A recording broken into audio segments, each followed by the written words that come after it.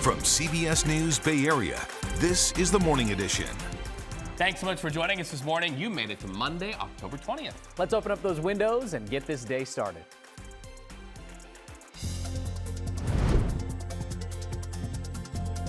But we're going to go to San Francisco, and we're going to make it great. President Trump is doubling down on his push to send National Guard troops to San Francisco. The president just talked about the idea for the second time in less than a week.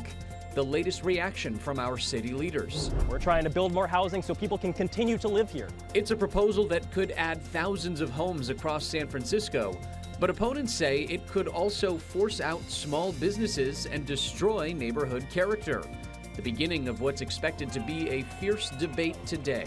It's an unfortunate abuse of the recall system. I do not want to see developers gifted Fairfax on a silver platter. It's a small town with a big battle in the upcoming election. The housing plan that has some neighbors in the North Bay taking sides. Guys keep fighting, man. There's a lot of resiliency in this group. And the Niners with a big win despite losing key players to injuries. Who stepped up big to start the week on a high note? It's Monday. Let's get going. It's Monday, and we are kicking off this week with some nice, calm, and actually some warm weather in the forecast for us. I want to get you going as we head out the door this afternoon. Here's what we're gearing up for. Daytime highs widespread throughout the Bay Area. Pretty much back to average, if not a little bit warmer. San Francisco today sitting at 78 degrees. We have 80s across the Bay Bridge over in Oakland. 80s widespread throughout our inland areas. And I also want to pull up just a little bit more south if you're planning on tracking all the way down into places like Monterey, Salinas, Santa Cruz this afternoon. It's a beautiful day with 70s in the forecast for us there. There are some changes around the corner, especially in the Central Coast. I'll talk more about it, but there's a chance of showers right around the corner. Back to you. Thank you for that, Jess. In a developing story this morning, an outage linked to Amazon is now mostly over for hundreds of websites and apps. Amazon Web Services said it ran into problems overnight with its cloud service operations. And then at about 2:30 a.m. our time, the company said most of the sites were working normally again. Some of the major sites included WhatsApp, Venmo, and Snapchat, as well as Amazon itself. However, we do want to note that users of some other sites are still reporting some issues this morning. It's not clear yet what caused this outage, but there are no signs of a cyber attack at this hour. Reed. Well, Max, despite pushback from state and city leaders, President Donald Trump once again doubling down on his plan to deploy National Guard troops to San Francisco. In fact, the president spoke yesterday morning on Fox News, saying he could use the Insurrection Act to justify sending in troops. Here's what he had to say. But we're going to go to San Francisco, and we're going to make it great. We're going to make it great. It'll be great. Again, San Francisco is a great city. It won't be great if it keeps going like this. But don't forget, I can use the Insurrection Act. 50% of the presidents almost have used that. And that's unquestioned power. I choose not to. I'd rather do this. It can be fixed. Unquestioned power, but there are those locally who are questioning it. By the way, this is not the first time the president has mentioned federal troops coming to San Francisco to fight crime. 5 days ago, Mr. Trump claimed California leaders have in fact asked for this federal intervention. Governor Newsom, well, he countered that. He went on social media afterwards saying, fact check, nobody wants you here. We also reached out to Mayor Daniel Lurie's office for reaction to the president's words over the weekend. Lurie's spokesperson pointed to the mayor's statements from last week during a news conference with the district attorney right there, other leaders, Sheriff Paul Miyamoto also behind him. They all say crime in San Francisco is down. Now, so far, there's really no timeline as to when National Guard troops could be seen in San Francisco, but people are talking in neighborhoods, and Veronica Macias is joining us live from the Russian Hill neighborhood. Veronica, really quickly before we go to you, I want to show our viewers something. This is data from Civic Hub that's keeping track of crime right there in the neighborhood where you are. And if we can just scroll up here, you see those incidents of crime in that specific neighborhood from mid-September 2025 until current day. And you're starting to see this list of various things: shoplifting, vehicles stolen, mostly property crime areas there. But what are the people who live in that Russian Hill neighborhood having to say about the assertion that crime is down when we see here on this website it may not be?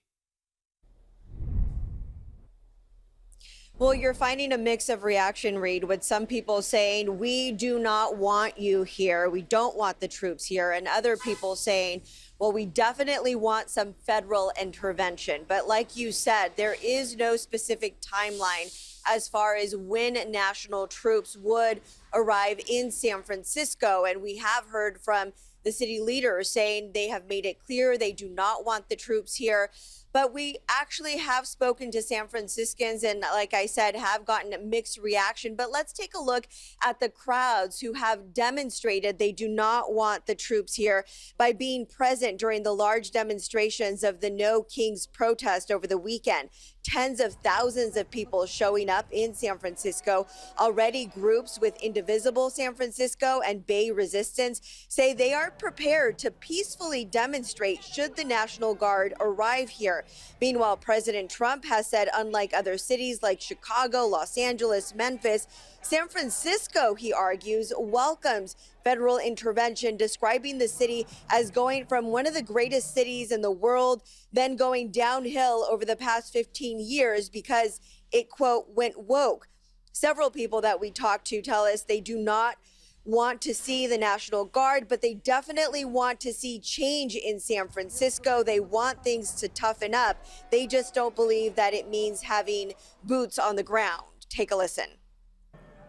What we want is we want San Francisco and our law enforcement and our judges and our criminal justice system to do its job and hold the organized drug dealers, DEA agents, U.S. Marshals, Department of Justice. I would like to see a whole lot more of that. So we don't have to see troops on the ground, but we can see more federal agents on the ground busting the organized drug dealers and helping to clean up our streets. And of course, organizers from the protests say the comments from the president over the weekend may just be a reaction to the success they had during their No Kings protest. And of course, throughout the morning, we'll continue gathering information and reaction from people in this community, like you said, comparing those crime numbers and asking them whether or not they believe National Guard troops should be here in their neighborhood. Reed. All right, Veronica Macias, thank you so much. So let's drill down a little bit and talk about that Insurrection Act that you heard the president say he could use. It's a bar that could trigger the National Guard operation in San Francisco. So does San Francisco meet the bar? Let's go back in time. The act is on the federal books from back in 1807. It was passed in response to an alleged plot by former Vice President Aaron Burr to raise a private army against the administration. Well, that's a high bar, right? So the dean of UC Berkeley's law school believes that courts will see the intention of the act and rule that President Trump's plans don't rise to the threshold of an insurrection. The federal statute, the Posse Comitatus Act from 1878, specifically says federal troops can't be used for domestic law enforcement. All right, so stay with us for continuing coverage as the president threatens federal troops on the ground in San Francisco. For updates anytime, head to kpix.com or download the free CBS News app for the CBS News 24/7 operation right there in the palm of your hand. All righty, we're going to take you around the Bay now for your morning headlines, and we begin in Alameda County. A former running back for the Raiders and Buccaneers died while in police custody in Oakland over the weekend. The Bay Area News Group identified the man as Doug Martin. Officers received a report early Saturday morning of a break-in at a home in the hills near the Oakland Zoo. At the same time, they heard that the suspect was having some sort of medical emergency. They arrested him after a brief struggle, but then they say he became unresponsive. He later died at a hospital. No word yet on the cause of his death. Per Oakland police, the officers involved are now on paid administrative leave. Martin played 7 seasons in the NFL, including 6 in Tampa, 1 in Oakland. He was 36 years old. Next, we head to Santa Clara County. Palo Alto City Council members are set to have a discussion about RV parking today. They're debating a controversial plan with a multi-million-dollar price tag. The city is considering a phased policy starting in January that would ban rented and broken down RVs from parking on city streets. The full rollout could cost about $6.5 million over 2 years, most of that money going towards signs and enforcement. Council members disagree on which streets should be designated for RV parking. While safe parking sites do help some vehicle dwellers, city leaders say long-term solutions mean more housing. We finish in San Francisco. The battle over housing hits a critical point today. The city's upzoning plan heads to the Board of Supervisors, and big changes could be on the table. Supervisors will meet this afternoon to push final tweaks to San Francisco's upzoning plan, which allows taller, denser housing in the city's west and north. Proposals include protecting rent-controlled and historic buildings, adding more family-sized units, and shielding low-income areas. Supporters say this would ease housing costs in the long term, but critics fear it will push people out without actually solving the issues. Okay, so today is your last day to register to vote on California's Proposition 50. Lawmakers asking you for permission, essentially, to redraw House congressional district maps as a way to try to counteract Texas Republicans' redistricting efforts. That's a mouthful at this time in the morning, trying to get more Republicans elected to Congress in the state of Texas. Now, if 50 passes here in California, our own state's maps will be redrawn to try to put more Democrats in Congress. Let's look live at the Register of Voters office in San Jose, where early voting, it's already open this morning. You can quickly register there or at similar offices in other parts of the Bay Area. You can also register online at the California Secretary of State website. By the way, if you missed the deadline, you can still vote in person with same-day registration, but there's a catch there. You're going to fill out a provisional ballot, which gets counted once they have confirmed your eligibility. All right, so from politics to props for our Niners. Heard you talking about this before the show. Yeah. Despite a load of injuries, the Niners delivered one of the most impressive wins of their season so far. They really had a tough test against the Atlanta Falcons last night, but it was the offense and the defense that showed up big. It was really a night to remember for star running back Christian McCaffrey. He had his first 100-yard rushing game since 2023. CMC scored 2 touchdowns and carried the offense on his back. The Falcons would fight back, taking advantage of a defense without Fred Warner or Nick Bosa. The Niners stepped up and made a crucial stop in the fourth quarter. They'd go on to win 20-10. Matt Lively will have more highlights in our Red and Gold report coming up. 6:11 in the morning, priceless jewelry swiped in just 4 minutes. Police in France on the hunt for the thieves that broke into the world-famous Louvre Museum. Happened in broad daylight. And the San Jose Sharks in hot water for a controversial message that seemingly praises ice on their scoreboard. What the team is saying about it now. Jess. And in the Bay Area, we're kicking it off nice and dry as we head into the next couple days, but there's a chance of some showers around the corner. I want to time that out for you and let you know when we could expect that coming up in your First Alert forecast. First Alert Weather, brought to you by AAA Insurance. Get a quote today. Welcome back, everybody. Okay, so we are watching our monitors happening for news that's happening right now. Each of these bring live video from around the world. So you see here the rubble in Gaza. After a wave of Israeli airstrikes over the weekend, a ceasefire in Gaza appears to be back in effect at this hour.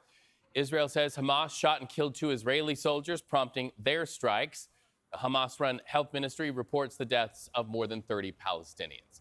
Moving on the map now to California and video to our monitors from Southern California and a close call during a military celebration in San Diego County. It had Governor Newsom hot under the collar. He actually shut down a freeway near Camp Pendleton. So here's what happened. Apparently shrapnel from a live fire Marine Corps demo landed on CHP vehicles. Those vehicles reportedly guarding Vice President J.D. Vance Saturday. So the military fired those live rounds over I-5 near Camp Pendleton in something that Newsom calls reckless, and he even blasted the White House for poor coordination. Now, thankfully, no injuries reported in this story. CHP says they quickly notified the Marines, who then called off the rest of the exercise and swept the area for safety. In fact, the governor, pretty angry about this, he went on X saying Donald Trump and J.D. Vance put lives at risk to put on a show. If you want to honor our troops, open the government and pay them. That's from the governor of the state of California. Let's now go to France, where the Louvre Museum in Paris was robbed over the weekend. We're talking about priceless crown jewels swiped during a heist. About a half hour after those museum doors opened, you can see some of the video there. The country's culture minister says the theft took just 4 minutes, carefully planned and coordinated. However, the suspects dropped 3 items during their escape, including an imperial crown with hundreds of diamonds. So how did the bad guys get in the first place? Investigators say those thieves entered the museum from the outside using some sort of external freight elevator and then forced open a window. Well, our crews talked to museum visitors from the USA, Jim and Joan, who were there. Off we went back the way we had come in, past the same galleries, and then back down the stairs. They would say, go this way, and that would be closed. And so then we would turn around and go the other way. Kind of tricky situation there in the moments after the theft. Police say those thieves left in a hurry on mopeds. They even dropped jewelry in the street. Well, today, while investigators continue to look for evidence, the Louvre is closed for tourists. All right, let's bring you live outside with a beautiful shot from Black Mountain looking off at the South Bay on this Monday morning. Jess, it's looking a little bit of a hazy start to the day out there. What should people expect today? Very slight for the most part, though. I mean, surface visibility should be pretty good today as you head outside. It's going to look different as we head into our midweek forecast. We'll get there in just a bit, but let's start off with this Monday because widespread throughout the bay. From Santa Rosa off into the East Bay, we're gearing up for some 80s in store for us for our daytime highs. It's a warm day for us today in San Francisco, sitting in the 70s. That's also the case all the way along our coast into Half Moon Bay. Now, the winds are pushing offshore today, keeping us nice and dry. We'll see sunny skies into this afternoon, and as we stretch all the way down into places like Monterey, all the way off into Salinas, we're also holding on tight to those 70s too. Stretched all the way up into Santa Cruz, it's looking very similar just along the bay. So small day-to-day changes in the forecast for us this week, but it is important to note, I'm going to advance the clock all the way from now to Tuesday. Here we go into our Wednesday forecast right around the corner. We're going to start seeing winds sweeping in from the south, mostly pushing offshore as this area of low pressure moves just to the south of us. I'm going to replay that one more time just to kind of paint that picture. As we head outside in the next couple of days, the best chance of light showers we could see mostly will be in places like Santa Cruz, Gilroy, San Jose. Those showers are pushing in from the south, so lighter chances as we head all the way up into the North Bay that we'll see anything. But it is still worth noting that it's not a completely dry week for us here in the Bay. Now, as we head into the next couple days, daytime highs are going to cool down quick. Today, we're holding on tight to 80s and upper 70s in places like San Francisco and Oakland. Tomorrow, we're back into the 70s, 60s right around the corner with cooler, cloudier skies diving into this weekend. Now, early next week, by Sunday and Monday of next week, our long-range models are showing a really good chance of showers. So if you liked that rainy day we had last week, despite the fact that there was thunderstorm activity, that was the big concern. At least we do have more showers on tap for us as we head into early next week. A nice dry week for most of us here in the Bay Area. 80s turning into 60s as early as Wednesday as that area of low pressure moves in. It cools us off fast. We'll start to average out back into the 70s heading into this weekend. Max? Thank you for that, Jess. As people head out on the roads and public transit this morning, we've got a couple of delays we want to talk about today. Heading to our public transit, we'll start with BART. There's a major delay because of the issue in the Transbay Tube right now for BART on the San Francisco line heading into the East Bay. So check with BART for any updates on times into the city as well. Let's head on over to Hercules now. There's a road closure due to a crash on westbound 80. This is between exit 1B and exit 22. Be sure to plan ahead and look for some alternate routes. Heading on over to the Altamont Pass, crews are cleaning up after a crash on the entry ramp to westbound 205 from Mountain House Parkway. Give yourself some extra time there. You can see a little bit of a crawl right there with all that red and yellow on your screen. Maybe even consider a different route if you're heading that way. Let's take you live outside now to the Bay Bridge Toll Plaza. Metering lights are on. Traffic is moving slow. That's expected. Bumper to bumper this time in the morning. So plan ahead as you head into the city. That is a look at your morning commutes.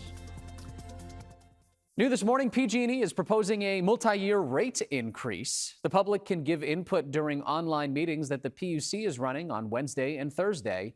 Mark your calendars there. PG&E wants to increase average bills by about $140 a year in 2027. By 2030, rates would be about $400 more than current levels.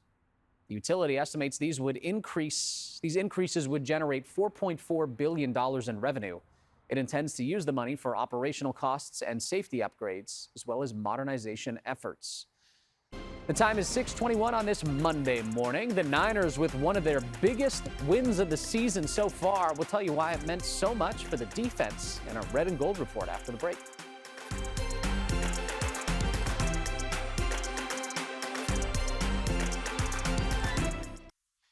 Well, a perfect way to end the weekend for Niners fans. The team coming up with a big win Sunday night to stay on top of their division. The defense turned in one of their best performances of the season, and Reed, it was the offense that really turned on the Jets and turned back the clock to beat the Falcons. Matt Lively shows us in this morning's Red and Gold report.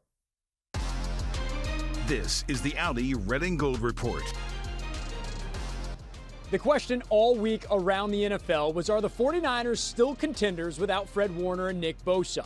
Well, if Sunday night was any indication, the answer is a resounding yes. And we got ball players all over this defense, you know. I feel like y'all starting to see now with some of our prime players out. Super proud of this team because, you know, we could have gave up, could have tucked our tails and just looked forward to next year. But guys keep fighting, man. There's a lot of resiliency in this group. Those Christian McCaffrey critics are pretty quiet right now. CMC had 201 all-purpose yards and accomplished his first 100-yard rushing game of the season while finding the end zone twice. My goal this week was CMC NFC Player of the Week. And if I actually called that, that might be the best guess of all time. But I think 200 yards and 2 touchdowns has a shot for it. He definitely owes me some money. He fell down on those passes at like the 2-yard line, so he wanted to run them in. But no, he did a great job. For the Red and Gold Report, I'm Matt Lively.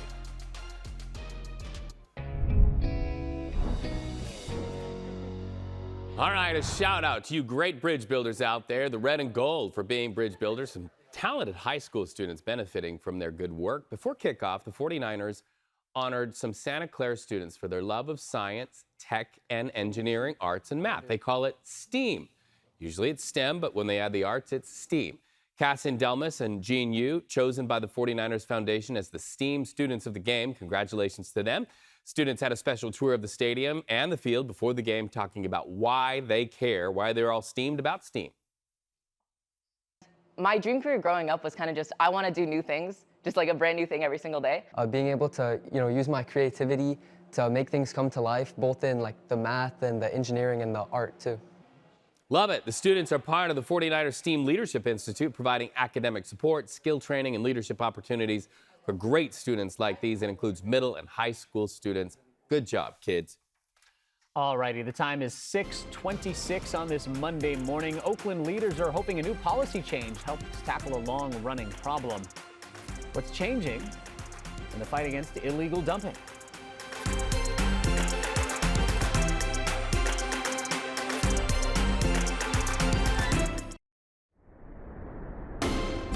From CBS News Bay Area, this is the Morning Edition. Welcome back. It's great to see you on a Monday morning. Let's give you a live look at downtown San Francisco. The Transamerica Pyramid shining bright to start this week. Jess, it's looking nice out there. What should people know today? Of course, a little cool and a little hazy in some pockets, but for the most part, once that sun comes off, that starts to bleed off quick, and suddenly we're talking about a warm day in places like San Francisco and Oakland. As we head outside today, we're gearing up for 70s, close to the 80s in San Francisco. We tilt that camera high. I mean, we're talking about 80s and 70s widespread throughout the Bay Area. It's a beautiful day to get out there and get some fresh air. If you live closer to Monterey, Salinas area, I'm going to head over into that Bay section too. We're talking about low 70s in Monterey, low 70s stretched all the way up into Santa Cruz. Now, there's some changes in the forecast as we head into the next couple days. I'll talk more about it, but there's a chance we could see some light showers pushing in from the south. Back over to you. Thank you for that, Jess. Let's get you out on the commute this morning. Listen up, BART riders. We've got a major delay this morning. The Transbay Tube on the San Francisco line is experiencing delays in all directions. This is because of an equipment problem on the track near Embarcadero. There's also no service on the Green Line right now. BART is recommending that westbound riders who are heading into San Francisco take an orange Richmond train, then transfer to a blue Daly City line. Eastbound riders should hop on a blue Dublin line and then transfer to the orange Berryessa line. Stay safe and give yourself extra time this morning out there. That's a look at your major morning commute. We'll get back to more of this in just a little bit. Reed. Well, Max, President Donald Trump said Sunday on national TV he wants to send federal troops to San Francisco to clean up crime. Here's what he had to say. But we're going to go to San Francisco, and we're going to make it great. We're going to make it great. It'll be great. Again, San Francisco is a great city. It won't be great if it keeps going like this. But don't forget, I can use the Insurrection Act. 50% of the presidents almost have used that. And that's unquestioned power. I choose not to. I'd rather do this. It can be fixed. So those comments on national TV prompted our own state and local leaders to sound off, and big time. For instance, State Senator Scott Wiener says what this is really about is politics. Listen. About punishing people in cities that he perceives to be his enemies. Crime is way higher in Bakersfield than it is in San Francisco, but he's not talking about sending the military to Bakersfield. It's about punishing Democrats. So that's State Senator Scott Wiener. Well, Trump's comments come after video you see like this hit thousands of television screens all over the country. We're talking about thousands who rallied in No Kings protests over the weekend all across the Bay Area. In fact, thousands in the streets from Oakland to San Jose to Santa Rosa. But look at this. The largest demonstration was in San Francisco. In fact, organizers say in San Francisco, roughly 50,000 people marched down Market Street. People who say they are fed up with the president's policies. Now, meanwhile, at Ocean Beach in San Francisco, protesters formed two messages in the sand: No Kings and Yes on 50. That is, by the way, the state ballot measure aimed at temporarily redrawing California's congressional maps, which is a direct response to President Trump and Republican leaders in Texas who recently reworked their districts to try to gain House seats for Republicans. Happening today, the San Francisco Board of Supervisors will tackle a controversial rezoning plan. Supporters say this would add more housing and help bring down prices. Opponents argue it would destroy neighborhood character and force out small businesses. Da Lin shows us the blueprint.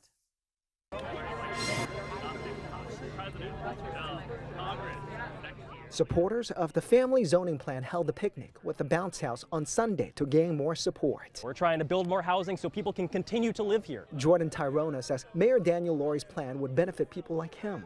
The 24-year-old says the only reason he can afford to stay in San Francisco is because he lives with grandma. My grandma moved from the Philippines in 1969, and that's the only reason why I'm able to live here. Because she moved here, she bought a house in '69 when the market was low.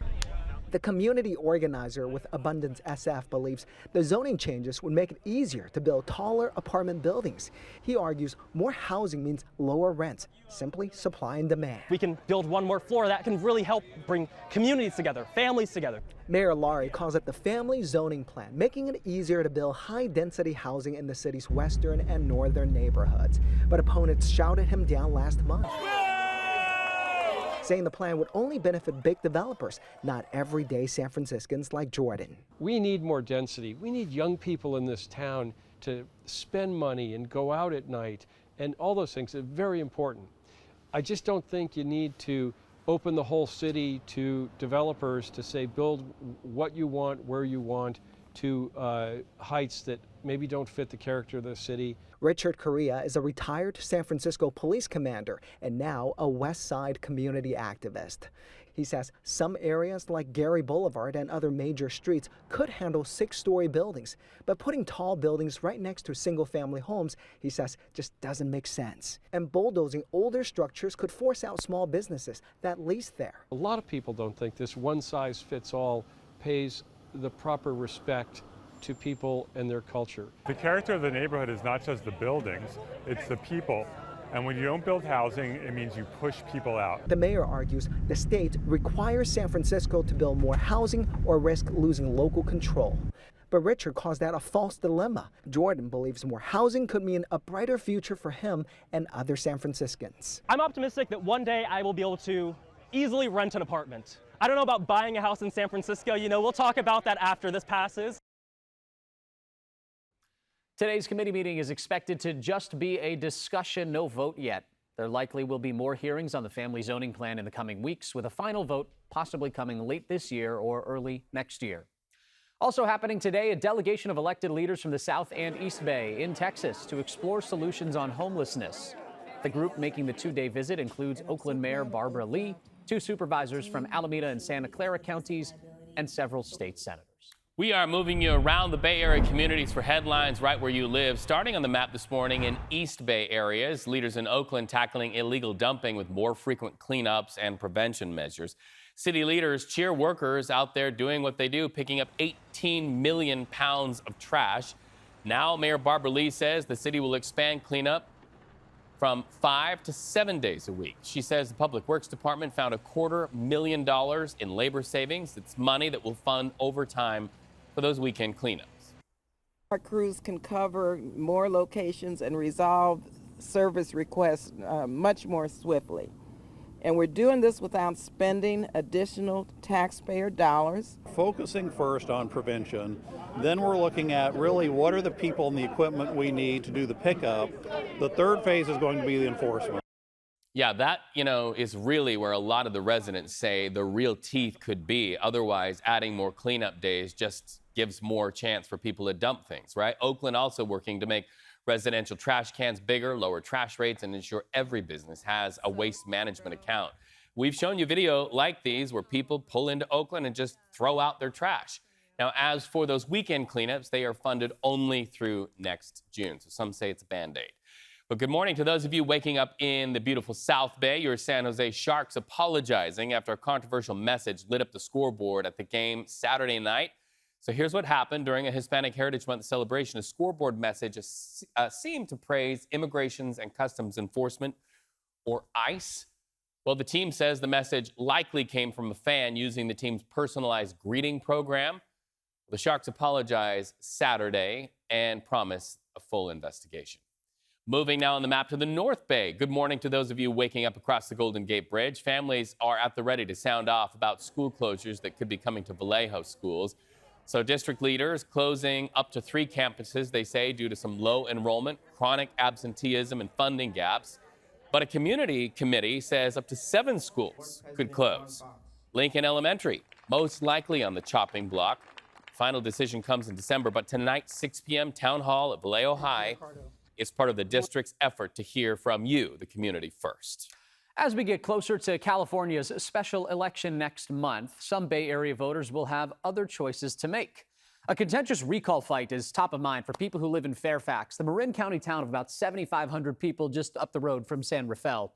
Recall organizers accuse city officials of playing politics and mismanagement, particularly surrounding a proposed housing development. But the mayor and supporters say they are following state housing law requirements. Kenny Choi has more on the contentious political battle that is pitting neighbor against neighbor.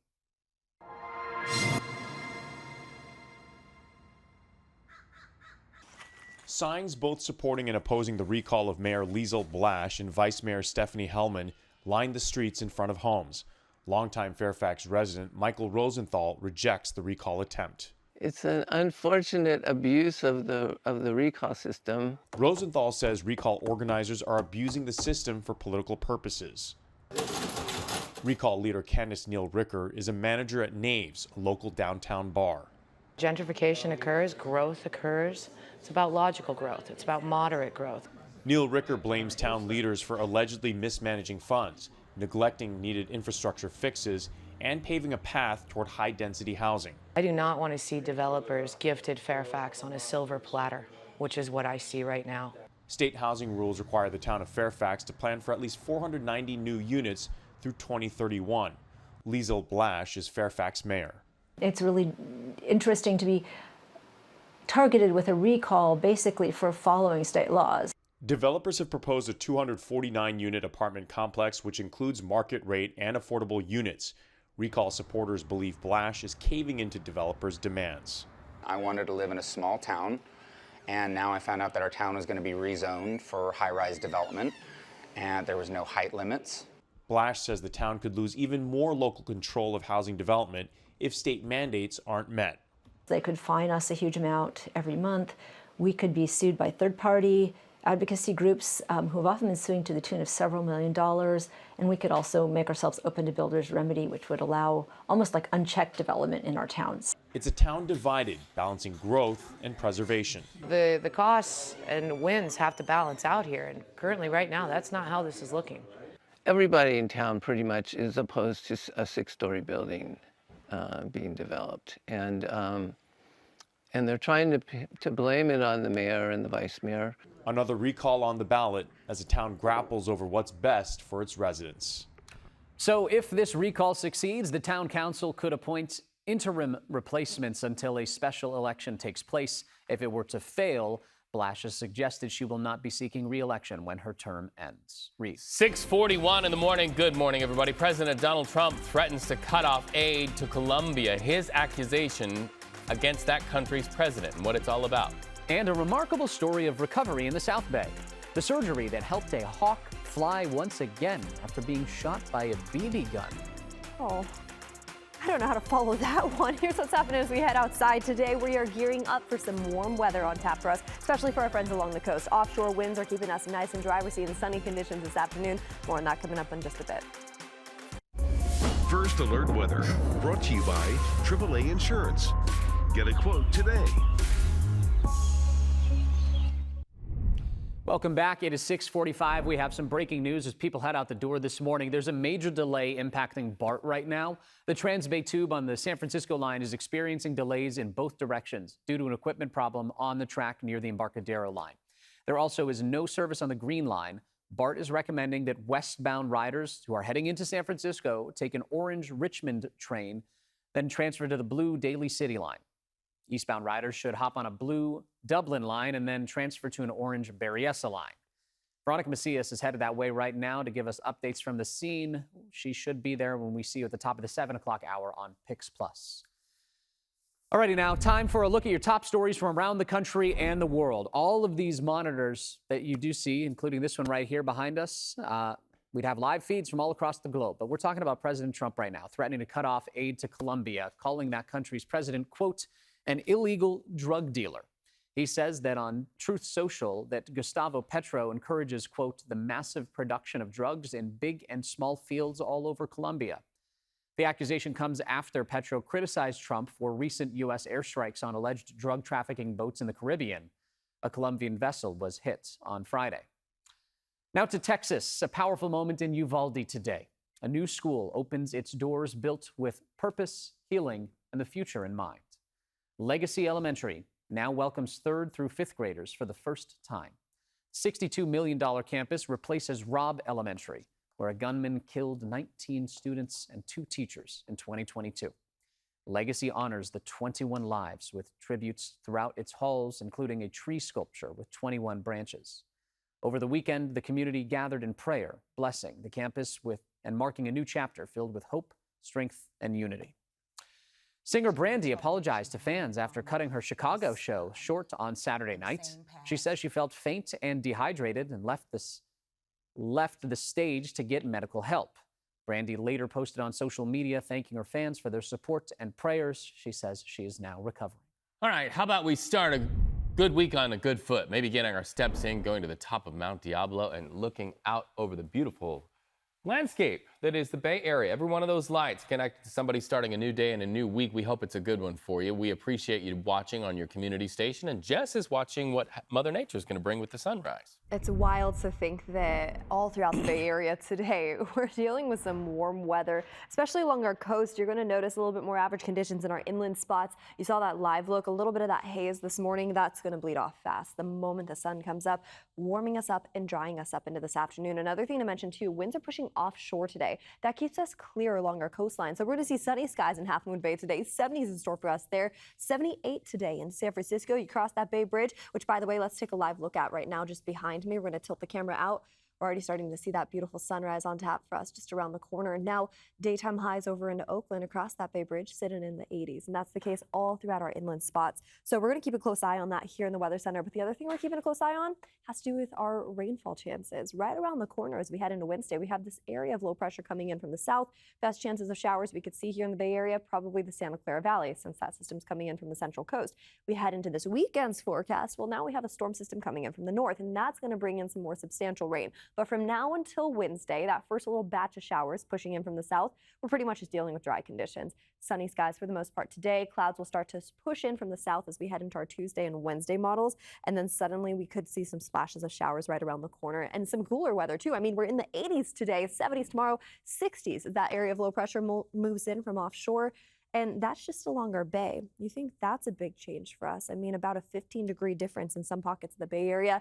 You make your way over into our inland areas, the exact same setup. 80s turning into 60s right around the corner, and then we'll start to see 70s into this weekend right before that next chance of showers rolls in Sunday heading into Monday of next week. For now, I'm going to send it back over to you, Max. How's the roads looking? Yeah, let's get right back out there this morning with that morning commute, Jess. In case you missed it earlier, major delays are affecting BART riders this morning. The Transbay Tube on the San Francisco BART line is experiencing big-time delays in all directions because of an equipment issue on the track near the Embarcadero station. There's also no service on the Green Line right now, so be sure to check BART for updates before you head out the door and give yourself a little bit of extra time to get wherever you need to go. Let's give you a live look now at the Bay Bridge. It is slow and go out there as expected on a Monday morning at about 6:50. The metering lights are on, so just make sure you pack your patience as you make your way into San Francisco. Over at the Golden Gate Bridge, it is a different story. Here's a live look there. Traffic moving smoothly, and it should be. Nice, easy ride into the city today. That's a look at your morning commute. Read. Well, kudos to the surgeons at a new South Bay Wildlife Center. A red-shouldered hawk shot by a BB gun and then rescued. You can see the surgeons here. They gave us these images there, removing the pellet that was just below that hawk's eye. So after 2 months of care and rehabilitation, the hawk made a full recovery, released to the wild. Healthy sailing out there, beautiful creature. Time right now, 6:50 in the morning. The Bay Area home to some of the most iconic films, and now new incentives to try to bring Hollywood productions back to San Francisco. It's like, what else can we be creative and do to drive more business here? Yeah, some films left California, so there is an effort afoot to try to get them back. We're going to take a look at the plan to bring more lights, cameras, and action right here to the Bay Area up next. And let's bring you live outside for a beautiful look at the Bay Bridge and the sunrise in the East Bay on this Monday morning.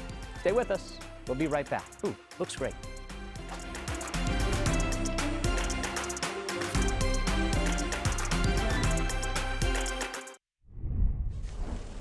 Welcome back. It is 6:53. Time now for your Money Watch report. Let's give you a live look at the big board this morning, starting the day off in the green. That's always a nice thing to see first thing in the morning.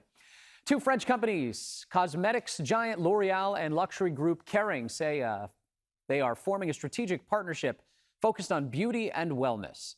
Under the terms, Kering is selling its beauty division to L'Oreal in a deal worth more than $4 billion. This includes control of House of Creed fragrances and licenses for beauty and fragrance products from Kering's high-end brands. They include Gucci, Bottega Veneta, and Balenciaga. The sale is expected to ease some of Kering's high debt. The U.S. Department of Agriculture is recalling more than 90,000 pounds of frozen breakfast burritos and wraps.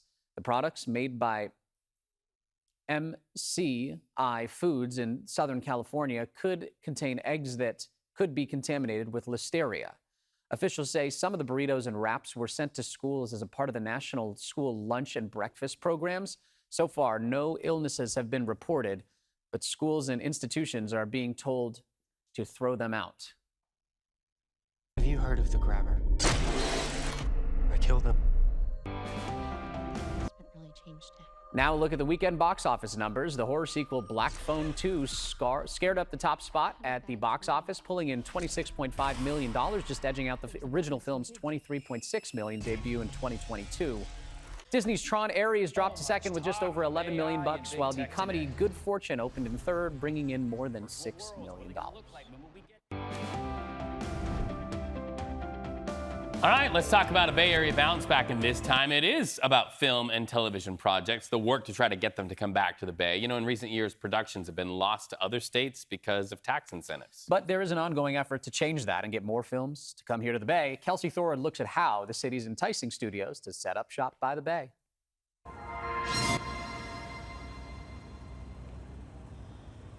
Locals and tourists alike were pleasantly surprised Friday to stumble upon a film shoot in North Beach. It's like out of a movie. No, it's like that doesn't happen in Switzerland. So for us, it's really unexpected and it's really, interesting. Yeah, I think it's really cool. I've always liked seeing San Francisco show up when I watch movies. The shoot here is for a commercial. But Film SF, the department in charge of attracting and permitting productions in the city, say interest in filming all sorts of projects is on the rise. There is a sentiment right now, right? There is this feeling that we're seeing more, especially in this summer. We had a couple of independent films that we're shooting here. Last year, 241 different productions shot in San Francisco, a slight increase from the year before. The industry is still rebounding from the pandemic and the 2023 strike. That's why this summer, the governor signed a bill increasing tax incentives to try and get more productions to stay in California. The governor signing an incentive package was critical and crucial. So we hope to see some results from that. I think we might. The Bay Area, of course, has long been a star of the screen. From Alfred Hitchcock's The Birds. Why are they doing this? To Marvel's Shang-Chi. Who are you? Ask anyone, and they can usually name at least one movie or TV show shot here. Michael Douglas, Streets of San Francisco. I remember the 70s as a kid, yeah. City leaders are trying to keep that legacy going by not only utilizing the state's new tax incentives, but leveraging their own tax incentive as well. Currently, certain productions are eligible to get back up to $600,000 of what they paid to the city to shoot here. It's like, what else can we be creative and do to drive more business here, which is looking at our incentive and see how we can make it more competitive to keep productions that are set in San Francisco to really stay here. Luckily for the city, San Francisco has some of the most breathtaking backdrops, almost impossible to recreate anywhere else. And many of the biggest names in the industry, from George Lucas to Ryan Coogler, are products of the Bay.